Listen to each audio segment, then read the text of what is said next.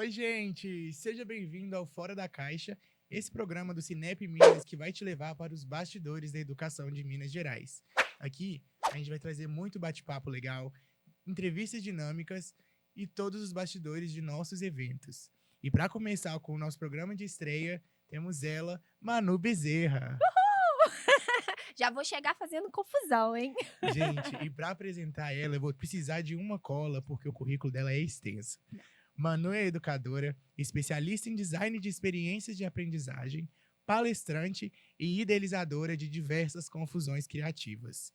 E é claro que ela estará com a gente no 18º Encontro Mineiro de Educação, agora em maio. Manu, seja muito bem-vinda ao Fora da Caixa. É isso mesmo, a gente tá fora da caixa, a confusão vai acontecendo aqui, a gente vai explorando o espaço, entendendo como é que essa coisa funciona. Eu tô muito feliz de estar aqui, muito obrigada por esse convite. Eu sei que o Fora da Caixa é um sonho que está sendo realizado, concretizado, e eu fico muito feliz de estar sendo aqui uma das primeiras convidadas a construir essa narrativa com você. Obrigada pelo convite, obrigada ao Cinep. Então, eu estou muito feliz de estar nessa casa mais uma vez. Manu, a alegria é toda nossa e vamos começar por partes. Bora! Vamos começar dizendo quem é Manu Bezerra. Para quem ainda não te conhece, conta um pouco sobre a sua trajetória na educação. Como surgiu essa paixão, Manu?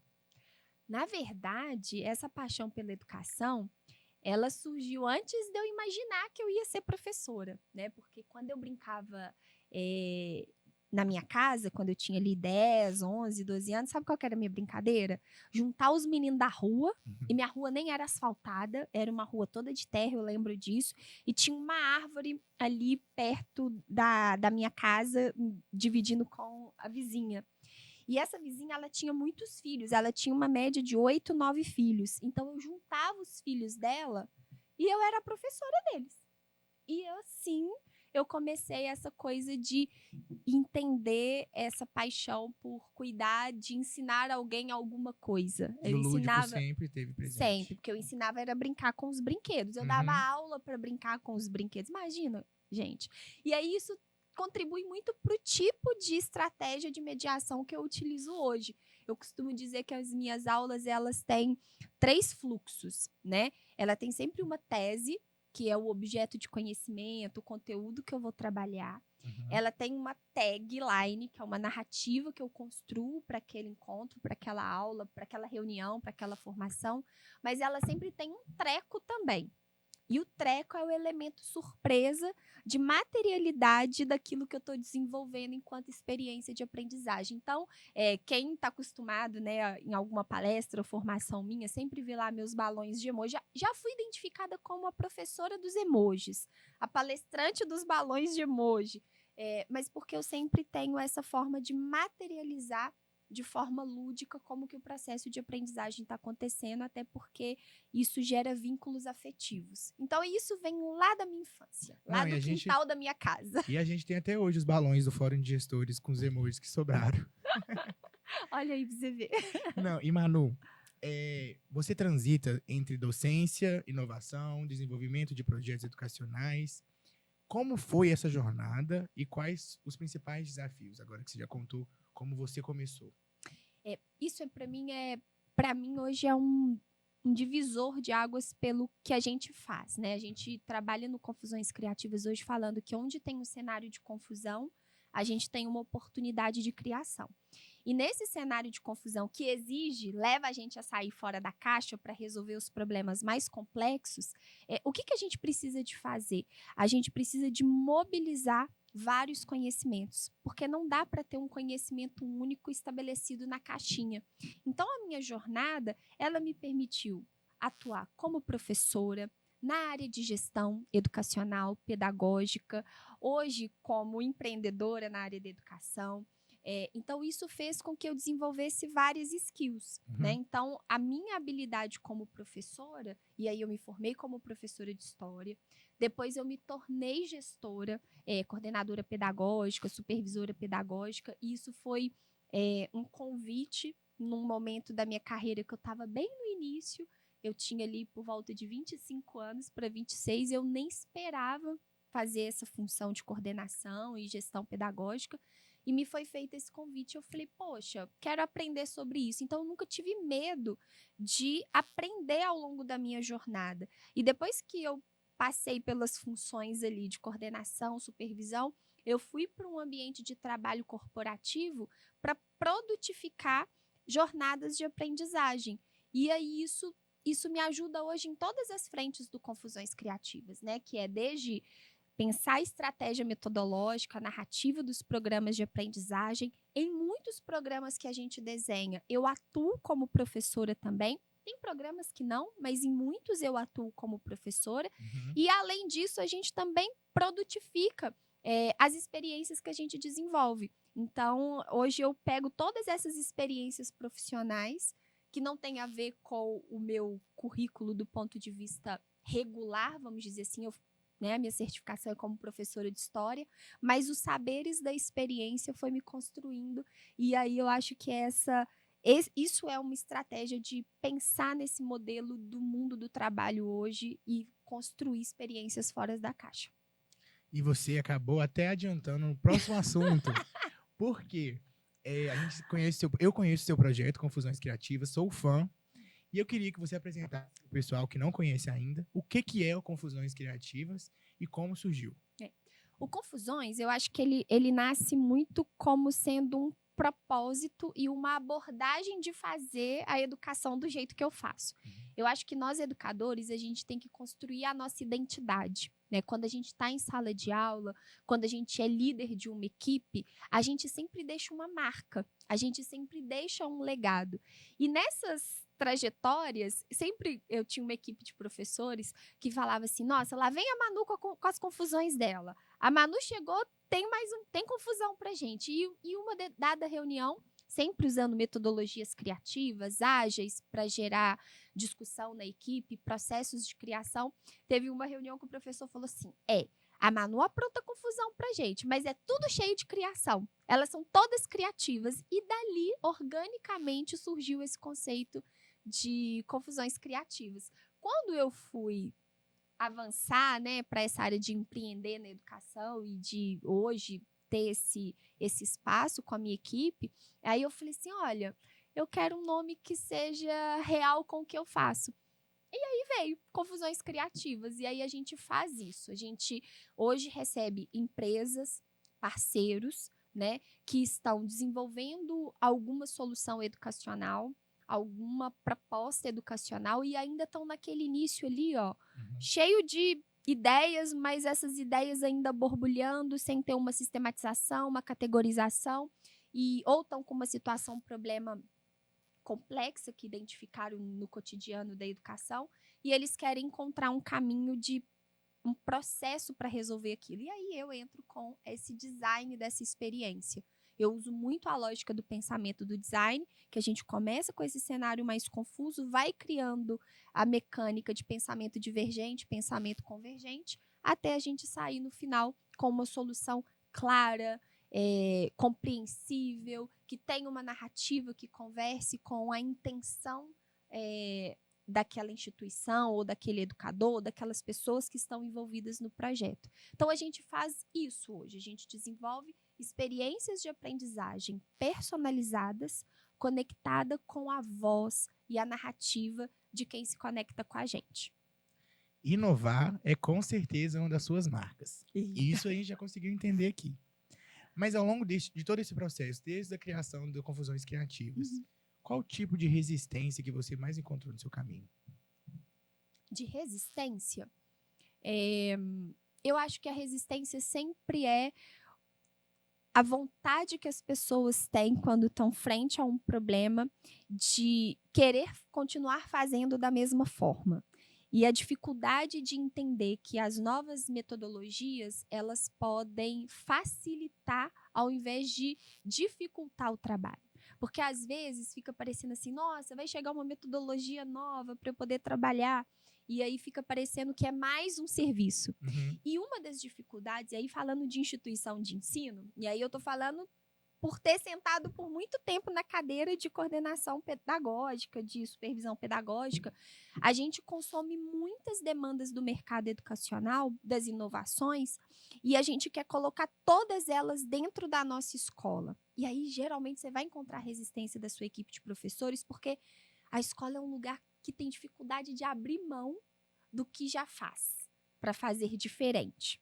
Então, todas as vezes que a gente chega com uma demanda nova para resolver algum problema, e aí apresenta uma nova abordagem, uma nova metodologia, o que a gente, como gestor, também está se permitindo abrir mão?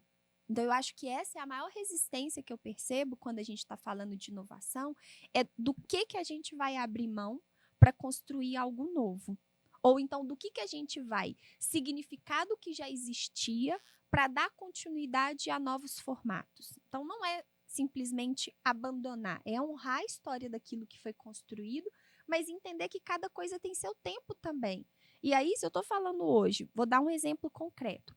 Se eu estou falando hoje de abordagem por metodologias ativas na educação, como que eu mantenho a tradição de uma avaliação no modelo de teoria clássica?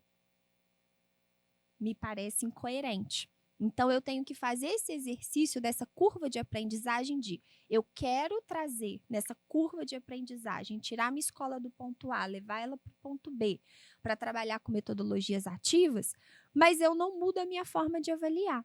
Eu não estou dizendo que não tenha que ter avaliação, mas eu não posso fazer uma avaliação no formato da teoria clássica de avaliação. Eu tenho que pensar um outro formato. E aí, pegando esse exemplo da avaliação, quais são as rubricas avaliativas que eu posso desenvolver? Que não é sobre o certo e errado, se eu estou trabalhando com protagonismo, com autoria, mas é sobre qual é o tipo de proficiência que aquele estudante está passando. Na teoria clássica, eu tenho certo e errado, né?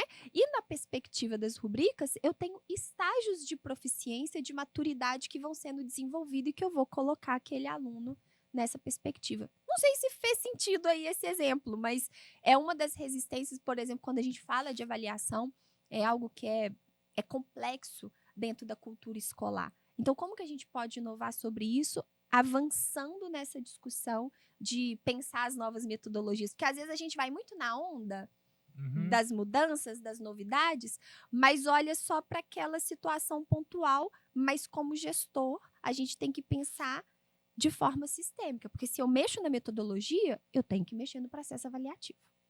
E quando chega Manu Bezerra dentro da instituição de ensino com confusões criativas, todo mundo já espera que tudo vai virar de cabeça para baixo, e nem sempre é assim. Às vezes é só uma nova forma, uma nova visão que você dá para algo que eles já fazem, que não vai mudar. Exato. E é isso, né? Eu acho que é a atribuição de sentido e de intencionalidade. Tem muitas coisas quando a gente, né, eu estou nesses programas, esses projetos de consultoria que a gente trabalha, eu faço muito esse processo da escuta ativa, mas mais do que ativa, é empática. O que é a necessidade que aquela instituição de ensino, aqueles educadores, aquela equipe de gestão, aqueles estudantes, aquelas famílias, porque são todos sujeitos que possuem ponto de contato com o que a escola oferece. Como que a gente faz um mapeamento de tudo isso e encontra aquilo que vai gerar uma expansão da aprendizagem de todo mundo, mas, ao mesmo tempo, não é a mudança abrupta. Não é a mudança do tensionamento que machuca, mas é a mudança do tensionamento equilibrado com o nível de maturidade que aquela instituição e que aquelas pessoas estão para que aquela experiência de aprendizagem faça sentido e seja coerente. Acho que essa é a palavra para mim, assim, que eu aprendi muito. Assim, qual é a coerência daquilo que você está falando e fazendo? A coerência entre o que você coloca no seu site, coloca no Instagram da sua escola e o como você está fazendo isso efetivamente. Acho que esse é um grande desafio que eu percebo hoje em algumas coisas quando a gente fala de inovação e que acabam criando caixinhas. Ah, você é uma escola inovadora se você tem uma sala maker. Você é uma escola inovadora se você tem robótica. Não é isso que traduz a construção de uma escola inovadora, mas é a capacidade dela de resolver, inclusive, os próprios problemas internos que ela possui, do ponto de vista de gestão, do ponto de vista de aprendizagem, do ponto de vista de formação, de relacionamento. Porque, às vezes, eu tenho lá uma escola super equipada cheio de pirotecnia tecnológica, Super né? infraestrutura. E de infraestrutura, mas ele não está inovando na dinâmica do relacionamento interpessoal. Né? Ele tem um processo de gestão, de acompanhamento do trabalho pedagógico extremamente burocrático, que aí muitas vezes gera resistência, inclusive do próprio professor, usar a sala. Eu tenho uma super estrutura, mas é tanta burocracia para chegar até a sala, do laboratório, a sala make, que o professor acaba desistindo. Porque tem muitos nãos nesse caminho. Não pode isso, não pode aquilo, não pode aquilo. Então, como que eu posso inovar enquanto mentalidade e não enquanto artefato? Porque eu posso falar que eu tenho uma sala e ela é ser inovadora visualmente, mas a minha mentalidade de uso e de comportamento continua sendo extremamente tradicional, do controle, do vigiar e punir. Uhum. Manu, aproveitando agora um gancho que você trouxe sobre sala de aula. Eu sei que você tem uma história muito engraçada sobre a formação que você deu relacionada com a sala que você estava presente. Conta pra gente essa história que eu acho que o pessoal de casa vai gostar. Sobre essa situação inusitada, eu ia dar uma formação numa cidade e quando a gente chegou, eu e minha equipe, a gente foi super assim, energia no talo, eufóricos, que a gente ia dar uma formação sobre gamificação, como gamificar a experiência de aula. E quando a gente chegou no ambiente, que era um galpão assim, e é isso, nem toda escola tem sala maker, as realidades são muitas que a gente encontra. E quando a gente chegou nesse espaço, tinha tido no dia anterior um velório e o ambiente estava cheio de coroas de flores ainda. E o cheiro, inclusive, estava muito forte. E você chegou cheia de vida para Eu dar aula. cheguei cheia de confusão, de material para poder fazer ali a gamificação com os educadores e tava esse clima meio mórbido, assim, sabe? E aí, o que você faz uma hora dessa? Você tem que ressignificar. Né? Eu ia virar e falar assim, não vou dar formação porque esse ambiente tá com coroa de flores. Não, você reconhece que o problema existe, que a situação tá ali, tá instalada, a gente não pode negar, mas, gente, vamos ressignificar isso daqui para a experiência que a gente veio construir, né? E tirar o foco das pessoas daquele problema e colocar o foco na experiência. Então, foi uma coisa muito inusitada que aconteceu, assim. E que exigiu criatividade. No momento, no sangue frio. Exatamente. E teve uma outra formação, aí eu agora me lembrei aqui, que foi muito legal. Acho que muitos de nós aqui que trabalham com liderança conhecem a dinâmica do marshmallow. Que é aquela que você dá os macarrões, o marshmallow, e aí você tem que montar a torre, e essa coisa toda. E o que o professor fala, né? As regras têm que ser claras. A gente deixou as regras claras, essa coisa toda. Mas o professor, quando está fazendo formação, vira aluno. A gente vira aluno, igualzinho que nem. E chegou uma hora que teve um grupo que pegou o marshmallow, colou o marshmallow no teto e foi montando de cima para baixo. E aí, tinha um outro grupo, que a professora era advogada, ela foi e apresentou um recurso. Ela apresentou um recurso falando que não podia, porque a regra do marshmallow é começar da base e não do teto. Gente, isso deu um quiprocó na formação, e aí eu tive que abrir para mediar o diálogo, e tinha defesa, virou um júri simulado. A dinâmica do marshmallow acabou virando um júri simulado, e aí a gente conseguiu chegar numa resolução, que agora eu nem me lembro mais, mas eu lembro dessa coisa, de que você tem que ler o cenário que você está, no espaço de aprendizagem que você tem, e o espaço de aprendizagem não é só o local físico, mas são as pessoas que estão envolvidas, o como você conduz, e aí, a partir disso, a gente vai criando as melhores estratégias para resolver os problemas que aparecem. Só confusão. Só confusão. Manu, a gente sabe que você começou na sala de aula. Sim. Daí surgiu as confusões criativas. E agora nós temos a Manu palestrante. Ai. Conta pra gente sobre essa transição. Como isso surgiu na sua vida? Bom, esse lugar, né, que hoje o mercado da educação, o cenário da educação tem me colocado como palestrante, não é um lugar mais confortável para mim, não, sabe, Luiz? Eu faço, gente, porque desafio posto, desafio dado é desafio realizado. Vou lá e faço e entrego, mobilizo aquilo que eu tenho de melhor para poder fazer. Mas o meu lugar, a minha identidade é como professora. Mas, ao mesmo tempo, eu também consigo reconhecer que hoje eu não consigo estar em todas as salas de aula que eu gostaria. né? Então, a palestra, ela vem surgindo como uma oportunidade de conferir acesso a quem eu não consigo fazer uma formação direta na sala de aula ou por meio de um programa de aprendizagem. Então, mas eu entendo que a palestra hoje ele faz parte do meu trabalho também, como uma forma de trazer acesso a estratégias pedagógicas que trabalham com criatividade e com metodologias de forma bastante intencional. Então, eu tenho me permitido ocupar esse lugar, mas eu sou muito transparente com os clientes que às vezes me contratam. Eu falo assim, olha, eu não sou palestrante de profissão, eu sou professora.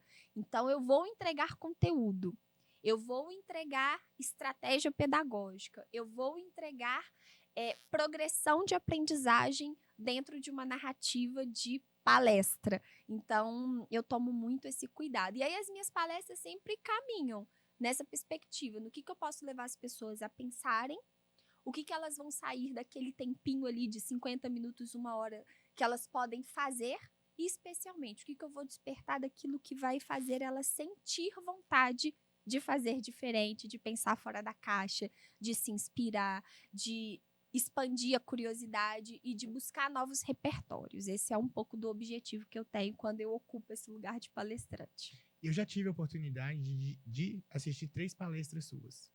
Conecta, Verdade. Fórum de Gestores e Movimente. Verdade. 3 eventos completamente diferentes, com pegadas completamente diferentes. E se uma coisa que eu posso agregar aqui nessa fala é que chamar sua palestra de palestra é até errado. Porque são sempre formações. Todo mundo sai de lá com um aprendizado novo, algo novo despertado ali, uma dinâmica que você faz. É sempre formação mesmo. Porque esse é meu compromisso de vida como educadora, sabe? A gente já conversou sobre isso, eu respeito muito o tempo de vida de um educador, né? O tempo de vida dele numa palestra, o tempo de vida dele numa formação tem que fazer sentido. Porque eu falo muito isso, se tem uma profissão que a gente doa o nosso tempo de vida, a gente é remunerado por isso. Mas, além da remuneração, existe também um envolvimento afetivo, porque a profissão docente é a profissão da relação, é a profissão da interação. Então, eu acredito para mim, que eu tenho que fazer uma entrega ali que vai conectar com a necessidade daquelas pessoas para que o tempo de vida delas investido naquele momento ali realmente vale a pena. Então, é um compromisso mesmo, assim. E tem uma coisa que eu me preocupo muito, quando eu sei que eu vou para um evento que tem pessoas que já viram uma formação minha, uma palestra minha, eu fico assim, meu Deus, o que eu vou fazer de novo? Porque aquela pessoa não pode consumir a mesma coisa. Eu preciso trazer uma nova chave de leitura para ela, eu preciso trazer um novo repertório. Então, eu assumo esse momento sendo um momento de muita responsabilidade.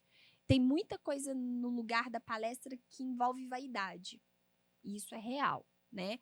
E faz parte. Mas, para mim, é um lugar de muita responsabilidade, assim. Eu não vou nem entrar no assunto tempo de vida, porque você sabe que esse é um assunto delicado para mim. E que vale até, inclusive, um programa inteiro só para a gente discorrer sobre esse assunto, porque a Manu tem um posicionamento sobre isso que eu acho incrível. Mas eu quero falar sobre um assunto que me deixa muito animado, que eu estou muito ansioso. Nosso Encontro Mineiro de Educação, que vai acontecer agora em maio, e que você vai estar lá fazendo um workshop com a gente. Se já tem algo preparado, a gente já pode dar um spoiler pro pessoal. Ainda é muito cedo, conta pra gente. Ai, meu Deus, você sabe que a minha primeira grande palestra que eu tive um público de 2.000 pessoas foi no Encontro Mineiro, o último que teve antes da pandemia. E eu fui para um painel, né? E ali eu fui falar um pouquinho sobre a educação nesse contexto da era do like.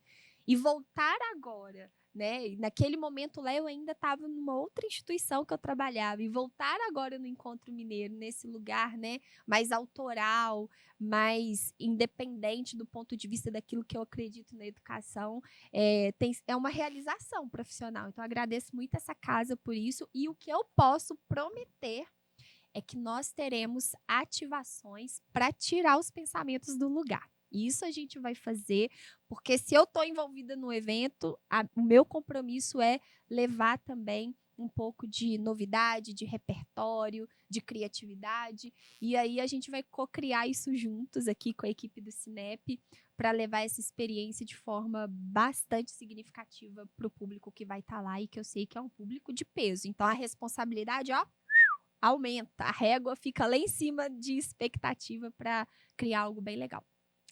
O tema deste ano é Tendências e Inovação para o Futuro da Educação.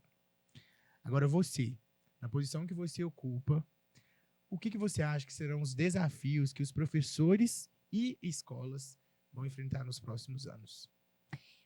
Eu acho que a gente está falando de uma dificuldade especialmente sobre letramento. Letramento sobre os ambientes digitais, letramento sobre as novas linguagens como inteligência artificial, letramento sobre reconhecimento das emoções. Eu acho que a gente está precisando aprender a ler o mundo com as lentes do tempo presente. Às vezes a gente está fazendo uma leitura cheia de vieses, sabe? Do que foi a escola da minha época, do que é a escola que a gente acha que é o futuro. A gente precisa ler a escola de hoje. Literalmente viveram agora, né? Viver o hoje, o agora, o que está acontecendo na escola de hoje, quais são as dores, como é que a gente lê esse cenário, como é que a gente usa das novas linguagens para poder resolver os problemas desse cenário, como é que eu mobilizo os saberes das diversas caixinhas de conhecimento que existe hoje, como inteligência artificial, gestão de aprendizagem, personalização, metodologias ativas, gestão ágil, como é que eu uso esses repertórios, esses referenciais de conhecimento para fazer leituras. E aí, como a gente sabe que lá vai ter um público de liderança, um público de gestão, eu estava vendo o relatório do Fórum Econômico Mundial, que foi publicado agora recentemente, e uma das habilidades que estão previstas lá, entre 2025 e 2030, como sendo mais necessárias para o mundo contemporâneo, é a nossa capacidade de mentorar. Então, como que os líderes, estou dando um spoiler aí, hein? Como que os líderes, hoje, nas instituições de ensino, estão se comportando com essas skills de mentoria para o desenvolvimento das suas equipes. E aí a mentoria de modo que a gente crie ferramentas e possibilidades para uma nova forma da gente se relacionar com o nosso trabalho. Malu, e essa análise que você acabou de fazer também, eu faço uma conexão com a necessidade da gestão de reputação de grandes líderes que estão à frente de grandes equipes, porque assim ele cria até uma imagem de autoridade com a equipe. E isso facilita em todos os processos, mas queria poder discorrer sobre esse assunto com você muitas horas, mas está na hora de dar tchau. Esse é o primeiro episódio de uma série de vídeos que vai mostrar todos os bastidores do Cinep Minas e da educação de Minas Gerais. Ative as notificações e não perca nada. Até mais, pessoal. Tchau, tchau, gente.